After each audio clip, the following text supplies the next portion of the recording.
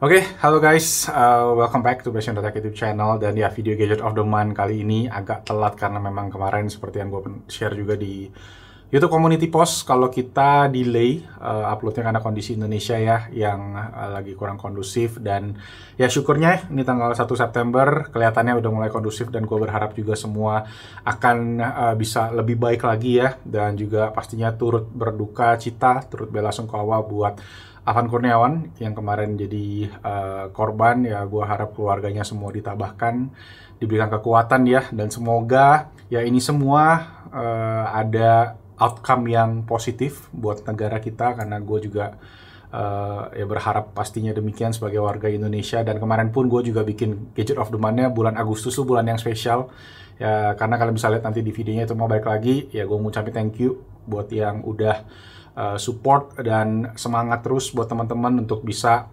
kita memajukan negara ini bersama ya. Dan ya, enjoy, langsung aja, ini dia Gadget of the Month Agustus 2025. Yo, what's up guys, and welcome back to Passion Tech YouTube channel. Sama gue Malvin. Dan ya, sudah akhir bulan Agustus 2025, which saatnya kita share ke kalian Gadget of the Month. Ya, ini udah bulan ke-8 di tahun 2025, yang mana nih spesial karena yes, bulan kemerdekaan Indonesia. Jadi dirgahayu Indonesiaku, semoga negara ini semakin baik. Dan spesialnya lagi juga karena ini bulan Agustus tuh, ini bulan kelahiran gue. Jadi udah bertambah 1 tahun umur gue di bulan ini.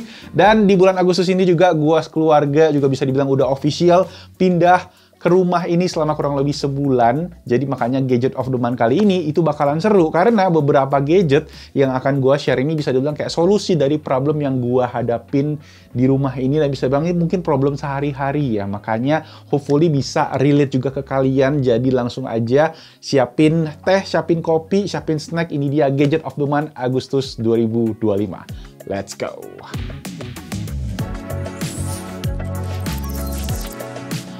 Oke, sebelum kita mulai videonya, kalau kalian bisa lihat di belakang gua ini kan udah ada pemandangan yang cukup familiar ya, karena sini adalah akustik panel dari panelku. Dan gue udah pakai ini, memang udah banyak di studio buat kita ngeredam suara, di podcast studio juga kita pakai, dan ini juga bisa jadi pemanis ya, sekaligus di dinding. Nah, ini jenisnya yang gue pakai namanya Pine Grey Series. Dan sebelumnya memang di studio Best Tech kita pakainya yang Pine juga, tapi ini versi yang warna grey-nya ya. Kalau yang di studio Best Tech itu hitam kan. Nah, ini yang lebih baru yang grey ya, karena gue pengen suasananya lebih terang. Dan ya kalau kalian lihat kan memang kita beda total ya konsepnya kan. Dan hasilnya ya bisa kalian lihat, gue suka banget sih. Ini proses pemasangannya juga simple, bisa dibilang DIY bisa, atau kalian pakai tukang juga oke, karena nempelnya tinggal dipakein kayak sealant aja, jadi nggak terlalu berbau juga. Secara akustik ini cakep banget, plus fungsi peredaman suaranya nih yang oke banget, bikin minim echo, jadi minim pantulan suara, dan ya gue bisa syuting di ruangan dengan tenang. Nah, sekarang panelku juga punya banyak seri baru ya, ada namanya Hexaform, dia segi 6, ada Paraform yang persegi panjang, dan ada juga yang Triangle Panel, yang mana ukurannya kayak gini, kotak-kotak, tapi dia panelnya segitiga-segitiga gitu. Jadi bisa langsung dicek aja ke e-commerce-nya si panelku, di mana dia tersedia di Tokopedia dan Shopee.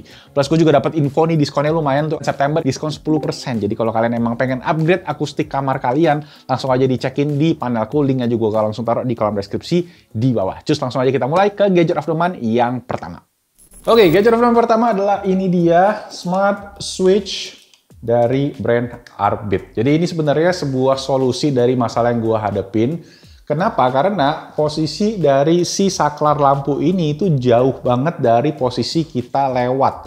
Biasanya kan posisi lampu itu kan pas kita kayak masuk ke kamar ada di posisi sampingnya, yang mana kita jadi gampang aksesnya. Nah, ini waktu itu tuh digambar sama desainernya, interiornya itu posisinya memang agak aneh gitu, dan kita juga nggak nyadar sampai kita tinggal gitu kan, kayak oh iya ya, kenapa dipasang posisinya jauh banget dari posisi kita lewat gitu kan. Jadi posisinya ini adalah di samping dari kamar anak gua, sedangkan kamar gua itu ada di seberangnya. Jadi kalau gua pengen ngidupin lampu gitu misalnya, gua mesti nyebrang dulu dari kamar gua ke sini. Alhasil gua ya jadinya kayak males gitu kan, ujung-ujungnya jadi jarang dipakai lampunya. Makanya akhirnya gue coba pikirin solusi, dan gue ketemu solusi yaitu dengan pakai si Smart Switch ini. Tapi sebenarnya bukan si Smart Switch ini yang jadi solusi, tapi lebih ke dia itu ada namanya satu remote-nya, yaitu Arbit Scene Switch.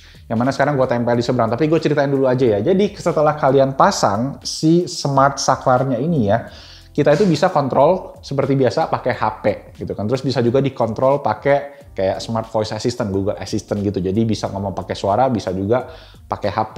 Cuma memang gue pengen lebih suka tuh ada kontrol fisiknya. Jadi si Arbit ini ngejual. Ada satu alat yang mana dia ada kayak semacam 4 buah tombol. Yang mana gue bisa jadi pakai remote untuk si tombol-tombol ini. Nah prosesnya gimana? Pertama gue pasang dulu ya si smart switch-nya ini. Kebetulan gue ada 4 lampunya kan. Dan si smart switch ini memang kita mesti pairing ke hub. Hubnya itu juga kita mesti beli lagi, jadi kalau smart switch ini sekitar 300.000, hubnya itu sekitar 200 ribuan, ya. Dan switchnya ini sendiri ada beberapa pilihan, ada yang 1, ada yang 2, ada yang 3. Ini gue pakai yang 2. Nah setelah dikonekin ke aplikasi, konekin ke hubnya, nah disitulah kita bisa pairing ke remote-nya, yang mana remote-nya ada di seberang sana. Yuk kita ke sana. Oke, jadi kalau gue keluar kamar, gue pengen hidupin lampu, ini dia remote-nya, tinggal ditekan aja, 1, 2, 3, 4. Dan hidup semua lampunya gitu. Kita nggak perlu lagi jauh-jauh ke seberang sana. Dan kita juga bisa atur remote ini tuh buat ngelakuin hal-hal lain. Kalau kalian konekin ke device-device lain kayak dia punya infrared remote, gue bisa pakai buat mati hidupin AC. Gue juga bisa program misalnya kayak tap and hold. Misalnya gue tap and hold kayak gini untuk ngidupin semua. Atau kita bisa tap and hold ini juga untuk matiin semua. That's simple gitu. Jadi bener-bener fleksibel dari segi pemakaian. Highly recommend kalau kalian misalnya ada satu saklar yang mungkin agak jauh posisinya atau kurang ideal, dan mungkin gue juga emang pas desain awalnya kurang teliti ya, jadi akhirnya muncullah problem kayak gini, dan ya ini solusi yang gue temuin. Oke, jadi daripada miskom sebenarnya ini tuh kita nggak bobok dinding ya, ini tuh dia cuma kayak stiker doang. Ya, jadi di dalamnya ada baterai, jadi itu tuh kayak cuma remote sebenarnya, cuma bentuknya kayak saklar lampu aja. Ya, kalau diklik dia bisa ngidupin lampu. Gua modenya settingnya 2 kali klik itu mati ya. Terus bisa di tap and hold juga. Kalau di tap and hold dia langsung hidup semua. Tuh ya. Ini lagi pagi jadi nggak gitu kelihatan. Dan kalau kita tap and hold, gue ya tap and hold yang samping, ini juga bisa matiin semua. Tuh kayak gitu kurang lebih. Sip. Dan yang keren nih ini, gue baru aja masang layar proyektor ya. Dan ini karena dia smart juga, gue bisa atur mode. Gue tap and hold yang ketiga sampai lampunya mati, baru kita angkat. Nah, dan AC-nya nyala. Tuh. Ready, tinggal nonton aja. Kalau remote ini juga kurang lebih harganya di sekitar 200 ribuan. Jadi total-total solusi yang gua pakai ini biayanya ya bisa kalian lihat di sini. Oke, itu problem yang pertama. Ada problem yang berikutnya ada di seberang sana. Coba kita cekin. Nah, problem berikutnya adalah, yes, kalau kalian bisa lihat di belakang gua ini ada sebuah mini blind. Ini dari Onna. Cuma memang mini blind ini kan bisa dibilang kayak mini blind standar, yang mana dibuka tutupnya itu kan dia ada alatnya gitu ya. Istilahnya ada puteran sama ada tarikan tali. Nah ini kalau kalian lihat ke bawah posisinya itu tinggi. Jadi ini tuh di high ceiling gitu. Posisinya gue tuh memang pengen pakai ini biar gue dapet cahaya masuk. Nah kadang-kadang di beberapa angle ketika blindnya itu ngadep ke depan atau ke bawah, cahayanya itu nggak dapet dengan maksimal. Nah, gue akhirnya puter otak gimana caranya biar gue bisa kontrol blind ini di jam-jam tertentu dan dengan istilahnya pakai remote kali istilahnya kayak gitu. Dan gue menemukan sebuah alat yang bisa nge-retrofit blind mini ini dari yang sebenarnya manual, jadi bisa dikontrol pakai HP. Namanya adalah dari Switchbot Blind and Tilt. Nah, di sini gue udah pasang, kalau kalian lihat di atas kiri itu ada putih-putih ya. Jadi itu adalah kayak motornya yang dijepit ke tiang untuk puterin si mini blindnya. Dan di sini kita bisa kayak kontrol menggunakan smartphone aja gitu. Kita bisa buka dengan kita bisa fully open ya. Kita bisa pencet ini, nanti dia akan naik nih. Tada! Tuh, dia jadi bisa kebuka, atau kita bisa kalau mau, ini gue sendiri biasa ngarahinnya itu biar dia ke bawah. Jadi cahayanya tuh bisa ke bawah juga terang gitu, dan kita bisa atur, bisa kita schedule gitu-gitu jamnya. Nah kalau kalian lihat juga di dalamnya sana itu tuh ada semacam solar panel, karena dia ngecasnya itu dapat solar panelnya, jadi kalian nggak usah pusing ngecasnya gimana, dia cukup dapat sinar matahari aja dari luar untuk ngecas alat atau si motor Switchbot ini. Keren banget. Cuma memang gue posisi si solar panelnya itu salah kayaknya ya, karena dia terlalu atas dan kebetulan gue itu ada kayak topi jendela di luarnya, jadi dia nggak kena matahari. Dan rumah gue ini kayak kenanya di matahari pagi, jadi sebentar banget kena mataharinya. Nah di sini dia juga ada semacam sensor cahaya, di mana kita bisa ngecekin gitu ya, kayak cahayanya tuh kuatnya jam berapa gitu kan. Jadi kita bisa kayak atur juga kebutuhan cahaya kita. Dan ya ini sih menurut gua oke banget, dan harganya sih terutama yang nggak terlalu mahal banget. Ini di sekitaran 600 ribuan per biji, dan gua pakai 2 ya, kiri kanan ya. Dan so far selama sebulan ini oke banget.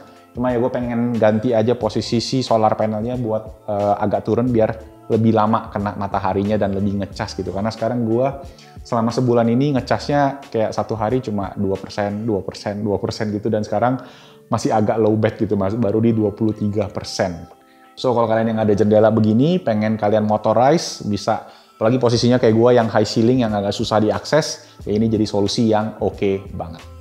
Nah ini semua dikontrol di smartphone-nya itu pakai Bluetooth ya, jadi kalian mesti deket posisinya ke sini. Tapi kalau kalian pengen kontrol menggunakan WiFi, kalian bisa beli hub-nya, yang mana harganya kurang lebih sama kayak si alat ini ya, sekitar 700 ribuan kalau nggak salah itu yang basic. Tapi ada juga yang hub yang lebih canggih, ada display-nya, itu sekitar 1 jutaan, dan itu kalian bisa konekin ke Apple HomeKit. Ya karena dia udah kompatibel sama meter codec istilahnya kayak gitu, atau format. Jadi smart home yang HomeKit kan sekarang udah kompatibel sama meter, itu bisa kalian sambungin ke HomeKit dan bisa kalian atur-atur pakai Siri, pakai Google Assistant juga bisa. Tapi kalau kalian pengen akses ke fitur-fitur itu tadi, harus beli hub-nya. Dia juga ada remote-nya sekitar 200 ribuan, itu bisa kalian atur. Sama kayak tadi ya, remote yang lampu mungkin bisa single press, double press, jadi kita bisa atur angle-angle-nya, pengen bukanya segede apa, bisa di shortcut ke yang lain-lain lah. Canggih. Nanti gue bakal update mungkin ke depan setelah gue pakai berapa lama, biar kalian juga bisa tahu fiturnya lebih canggihnya kayak gimana. Make sure follow ke Best Indotech biar nggak ketinggalan. Oke lanjut, gadget of the month berikutnya adalah perkabelan, yang sebenarnya gue udah pernah share mungkin ya di gadget of the month sebelumnya. Cuma memang yang gue berasa banget sekarang setelah pindah ke rumah ini, gue tuh menemukan lagi satu box isi kabel-kabel gue yang berantakannya parah. Dan ini bisa dibilang jadi kayak solusinya lah ya untuk kabel yang kita nggak pusing harus kita rapi-rapiin. Nah, yang pertama adalah ini dia. Ini kabel magnetik dari brand Cuktek sama brand Keep. Ya, jadi kabelnya ini kalian bisa lihat dia nempelnya langsung kayak ada magnet di bagian kabelnya, dan tinggal dibalikin lagi juga dia ada magnetnya gitu. Nah, kalau kalian punya iPhone, lucunya juga adalah kabelnya ini bisa semacam ditempel kayak jadi buat makeshift-nya gitu tuh. Nah, jadi kayak ya lucu-lucuan aja sih sebenarnya, nggak ada fungsi yang gimana banget. Tapi ya balik lagi ya, secara organize ini bakal lebih gampang, lebih rapi gitu kan, tinggal ditempelin balik aja dan dia langsung jadi satu. Sama satu alternatif lagi adalah kabel yang retractable, yes, kayak lanyard kalian. Jadi kabelnya bisa dimasukin, bisa dikecilin, bisa di-adjust juga mau pendek panjangnya berapa, dan bisa di beberapa stage kayak gitu ya. Dan ini gue pakai ada dari 2 brand, satu dari brand Keep, satu lagi dari brand Baseus. Nah, kalau yang Baseus ini namanya Free to Pull. Kalau yang si Keep ini namanya Keep RCTC. Ya, jadi gue rekomend sebenarnya di antara dua ini, tapi lebih rekomend ke Baseus kali ya, karena Baseus ini lebih slim ya, secara form factor-nya nih ya. Jadi kalau ketika kalian masukin ke dalam tas, ke dalam pouch gadget kalian, ya ini lebih nggak makan tempat. Dan gue juga sebenarnya pernah beli satu lagi, Baseus Nomos ya, itu dia retractable tapi kotak bentuknya. Dan gue kemarin beli yang warna hitam tapi dikiriminnya warna ungu, jadi gue rada kesel. Dan itu bentuknya gede banget juga, jadi gue nggak rekomen. Kalau kalian pengen, mending beli yang ini aja, karena kan ini fungsinya sebenarnya buat ngecas. Walaupun ya secara data dia juga bisa, tapi nggak yang kencang banget, cuma 480 megabit per second. Jadi ya secara organization menurut gue ya better kalau kalian pengen start scratch ya dari awal, ya ini bisa jadi opsi yang oke. Kabel retractable dan juga kabel magnetik. Harganya juga super terjangkau kalau yang magnetik ini. Kalau yang Keep itu di bawah 100.000, kalau yang Cuktek itu sedikit lebih mahal di 150.000. Sedangkan kalau yang retractable dari Keep dan Baseus ini dua-duanya di bawah 100.000. Jadi affordable banget, panjangnya oke, bisa ngecas full juga 100 watt ya, dan ya overall bikin space jadinya lebih organized tanpa clutter kabel berantakan. Lanjut, gadget of the month berikutnya adalah ini dia smartwatch yang gua pakai di tangan gua sekarang. Sorry kalau agak mantul-mantul. Kira-kira udah ada yang tahu ini smartwatch apa? Yes, ini adalah dari Samsung Galaxy Watch 8 Classic. Ya, kalau seri-seri klasik itu emang munculnya cuma di seri-seri genapnya Galaxy Watch aja ya. Dan yang kali ini menurut gua menarik banget karena bentuknya menurut gua super ganteng. Ini kayak rectangular tapi ada buletannya juga tengahnya. Jadi memang kayak mirip sama versinya si Galaxy Watch Ultra ya, cuma di versi lebih minimalis ditambah ada rotating bezel. Kalau ngomongin yang versi klasik ini kan. Jadi emang keren banget secara desain, gue suka banget. Mungkin gue juga bosen banget kali ya sama Apple Watch Ultra yang kayak gitu-gitu doang gitu kan. Makanya waktu gue pakai ini dan desain ini gue suka banget. Dan overall gue pakai baterainya oke, bisa bertahan sampai 2 hari. Watch face-nya juga ada yang baru walaupun sedikit. Dan overall experience ya, karena dia udah pakai berbasisnya Wear OS, kerjasama antara Samsung sama Google. Overall experience smooth banget, udah ada Gemini-nya, software-softwarenya juga udah lengkap, Spotify, buat save lagu semua udah bisa langsung di jamnya. Dan dia juga ada biosensor yang baru, dimana dia bisa kayak ngukur kadar antioksidan di dalam tubuh kalian. Ya jadi kalian ketahuan kalau kayak gua, kadang males makan sayur ya, antioksidannya tuh kayak rendah gitu. Cuma memang karena dia pakai sensor baru, ada satu fitur yang gua sayangkan hilang daripada Galaxy Watch sebelum-sebelumnya, yaitu fitur reverse wireless charging dengan HP Samsung. Ya ini gua ada Z Fold 7 itu udah nggak kompatibel lagi, yang mana itu bikin gua sedih karena gua itu kan pengen banget sebenarnya ya full ekosistem yang lain, tapi terhambat sama faktor-faktor kecil kayak gini gitu, karena gua mesti bawa charger lagi ekstra, mesti ya pakai yang lain-lain lagi, yang mana itu bikin gua agak ya challenging untuk mengubah kebiasaan kan. Cost untuk kita pindah, kemarin baru aja dibahas sama NKBHD ya, cost untuk kita transfer itu tuh butuh effort, butuh biaya yang harus dibayarkan lagi, dan itu salah satu faktornya. Terutama juga sekarang di Galaxy Watch 8 ini tuh udah nggak bisa pakai strap-strap dari Galaxy Watch sebelumnya. Ya, jadi kita harus beli strap yang baru lagi, itu harus official Samsung, at least untuk saat ini. Jadi dia belum jual versi buckle yang baru ini, gitu ya. Jadi ya itu sih agak disayangkan. Jadi watch-watch yang generasi sebelumnya kalau kalian pakai dan kalian pindah ke Galaxy Watch 8, itu harus beli strap-strapnya yang baru-baru lagi juga. Nah sekarang juga layarnya jadi lebih terang di 3000 nits, plus ada tombol baru di mana kita bisa setting ya, quick button. Ini buat fast access ya, akses cepat ke aplikasi-aplikasi, buat workout juga bisa, baterainya juga lebih gede.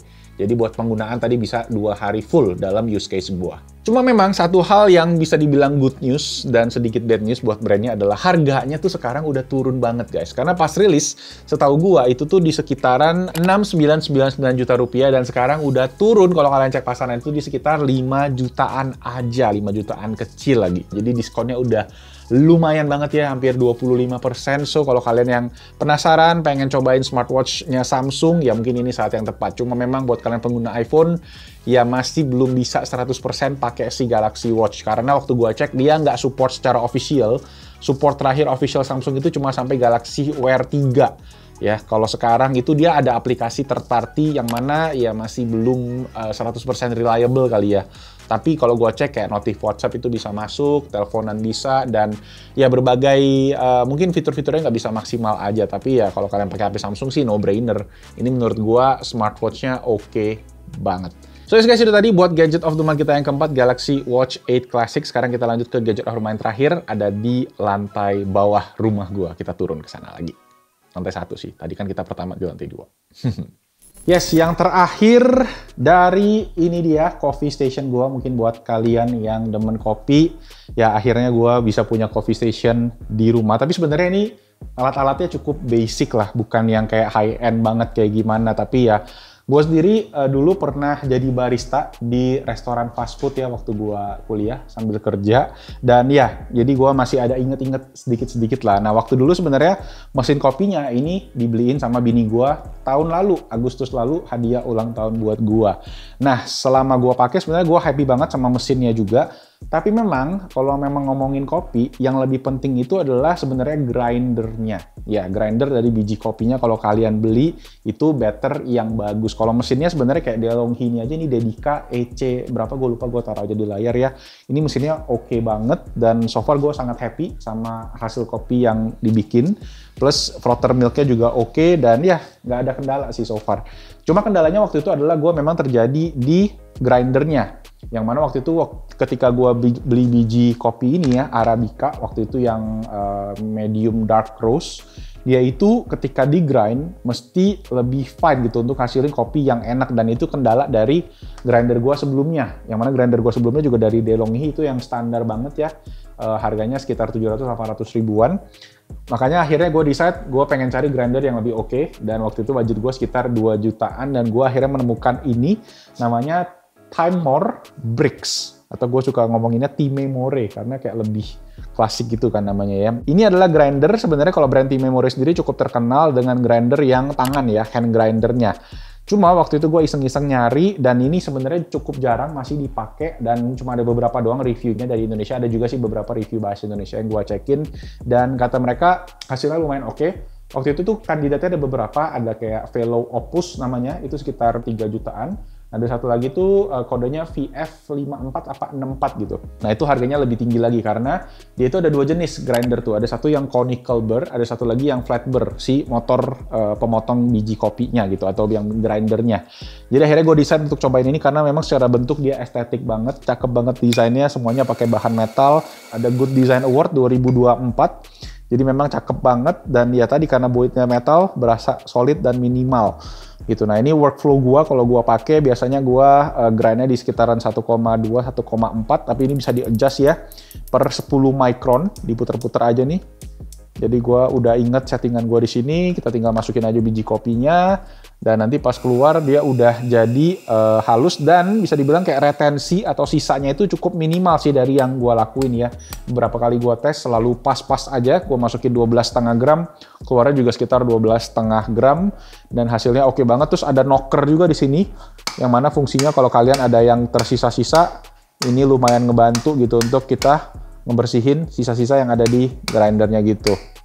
Ya overall menurut gue kopi yang dihasilin, akhirnya gue menemukan settingan yang pas buat si biji kopi Arabica. Ya ini actually istri gue juga yang rekomen karena dia demen juga ternyata cari-cari, dan ya itu waktu gue ganti biji kopi yang ini jadi agak challenging aja kalau kita nggak pakai grinder yang kayak precise gitu. Makanya ini gue akhirnya pakai, dan so far gue happy banget, bentuknya bagus, kualitas grindernya oke, dan harganya sih masih tergolong budget yang buat harga segini mungkin menurut gue value for money lah.